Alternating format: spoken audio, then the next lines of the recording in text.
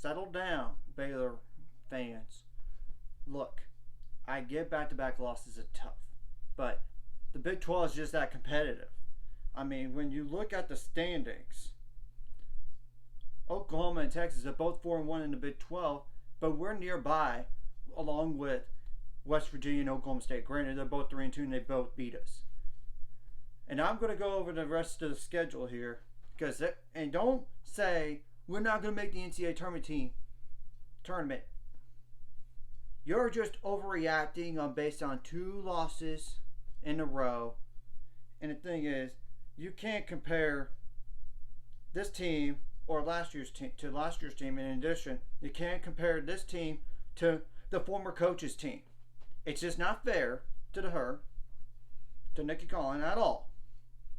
So, and remember, 3 of the 5 losses this year, Asia Blackwell did not play.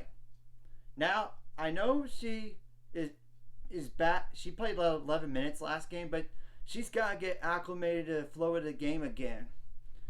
Because, seriously, it takes time.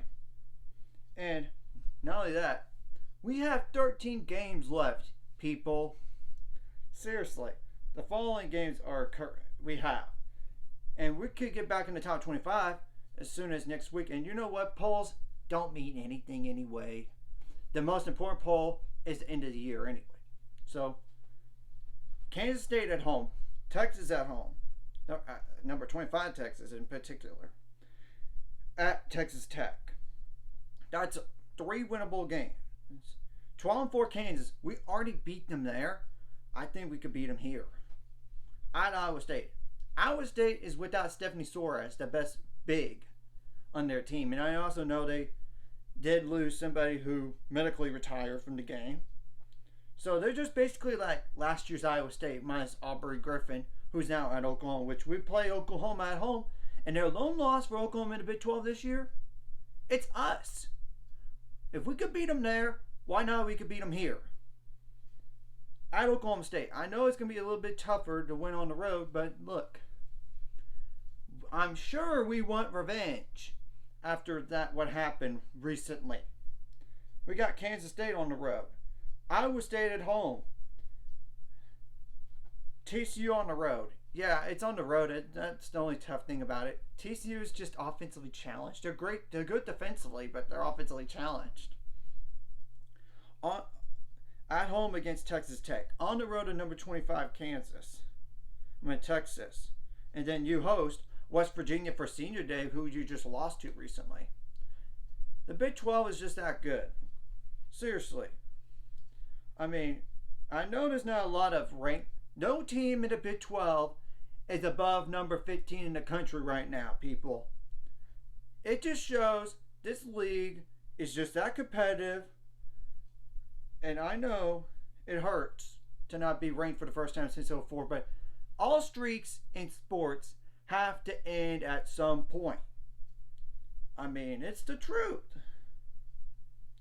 I mean, there's only really Oklahoma, Iowa State, and Texas that's just ranked. Granted, we're receiving votes. Kansas is receiving votes. West Virginia is receiving votes. So, that's literally 3 teams. And Oklahoma State's not receiving votes, which I think it's nuts that they're not receiving any votes, to be honest. But, I mean, that's 7 teams that are competitive in this league. I mean, and you can't just write off this team just yet either. One, like I said, Asia Blackwell's back, and I know we are going to try to improve and get her more acclimated to the speed of the game again. Because you got to remember, it takes time to get players up to where they were before the injury. In particular, where they were at the end of the year. Seriously. I mean, Kansas is 2-3 in the Big 12, yet they're receiving votes. They're 2-3, just like Texas 2-3. Kansas State's 1-4, and TCU's winless, 0-5. So, I know there's a few challenges up ahead, but we have chances to get back in the poll next week. We do. First of all, we got to protect home court. And I know they're going to try to improve on their defense, improve offensively as well as the rebounding. Free throw shooting, you can't really fault them. And the thing about this team is, we didn't think Dre Edwards would have to sit out, all because of a stupid decision by the Kentucky coach who is just being petty about her leaving. Let's just call it what it is. And we had injuries along the way throughout the season, not just Asa Blackwell, but if you kept up with Baylor women's basketball up to this point, look at all the injuries they had throughout the year. And I don't know why Kyle Abraham and Kendra Gillespie are not here right now. I mean, they're not playing right now, or not really playing, but being on the bench. I don't know why. But the future of the program is in good hands. Seriously, Sarah Andrews should be back. Of course, I don't know about anything about transfer portal coming in or leaving or whatever. I do know we're bringing a 6'7" girl, post player. That's gonna help. And I know Dre Edwards, she wants to be at Baylor next year, so that's taken care of. Kyrian Ferrer, Bella Fonseloy, Kendra Gillespie, Darian Page Bugs, and those last two are just freshmen, like Darian Page Bugs and Bella Fonseloy. So they're going to be okay. They just need some experience. Jane Owens could come back for one more year, I would think. I think she has a year left. She could come back if she wants. Erica Porter, Jan Van Gynenbeek. Granted, I know Jamie Asbury and Kaylin Bickle are going to be gone. I know they are. But we're going to be just fine. And we got the transfer portal that we could add potentially. And not only that, Asia Blackwell could, if she desires, come back for one more year. Because I don't know if she wants to go to the WNBA draft and say, look, I don't want to be here. Or not just I don't want to be here, but I think I want to go pro right now.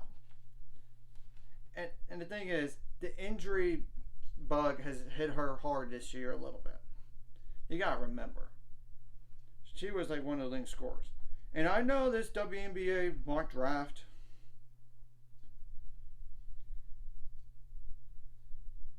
is like two weeks old here.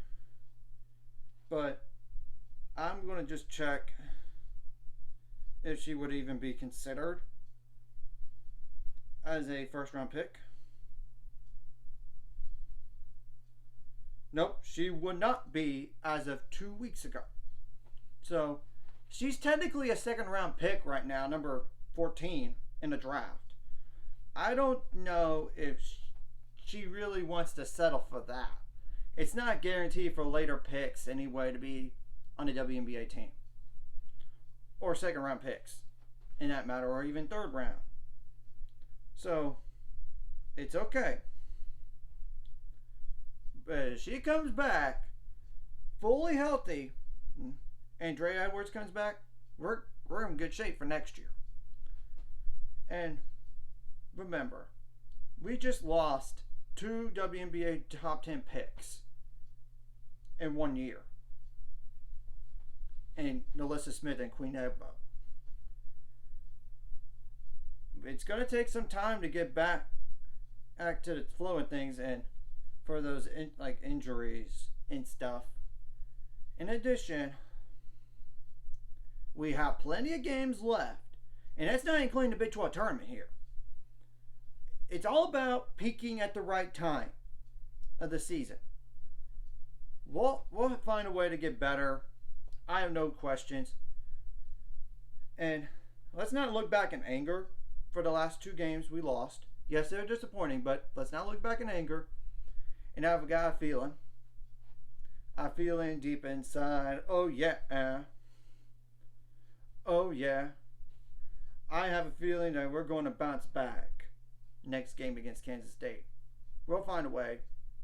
I trust them. And we're going to find a way to try to win nearly every game possible from here on out. Seriously, just chill out. And it's not the end of the world. And just calm down and just enjoy the ride. Whether you want to be on this train of Nikki Collin Company, it's up to you. But if you want to go, because we don't need t-shirt fans out here. We need loyal fans. So that's my message to all of you. So calm down, you sissies.